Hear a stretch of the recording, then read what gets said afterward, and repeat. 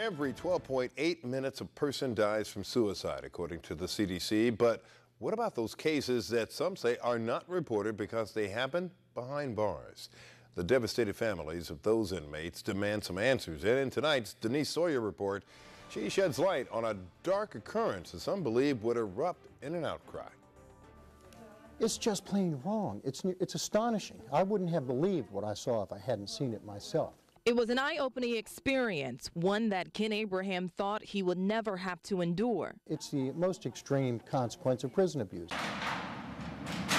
He sat behind bars for 5 years, witnessing deep, dark episodes of depression that ultimately pushed 2 inmates over the edge.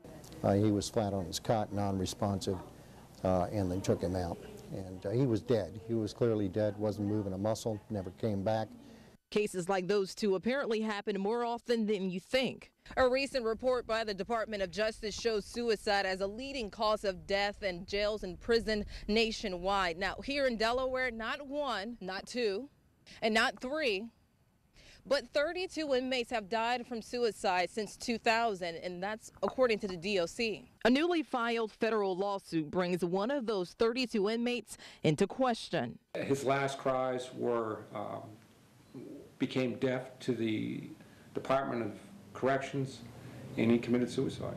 To get a better understanding of how the DOC prevents suicide, I caught up with the chief of the Department of Corrections Bureau of Correctional Healthcare Service. Now, let me be the first to say, James Welch and I did not discuss the lawsuit I just mentioned, simply because it's pending. So we spoke only of suicidal inmates in general. And I think we all try to do what we can to see if there are any clues that would give us an indication that that person may have a plan.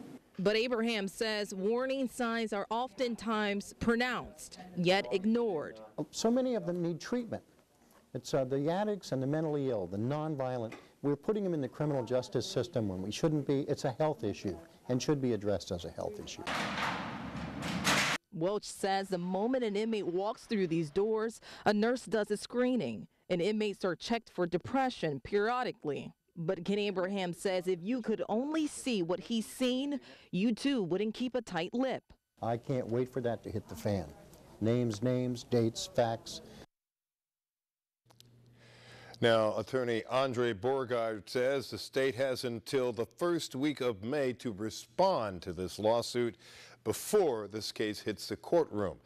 And as for the suicide prevention protocol, the DOC tells WRDE that there are specific buildings for people who are suicidal, and those inmates are under 24-hour observation. That's where a counselor is watching them every minute of the day.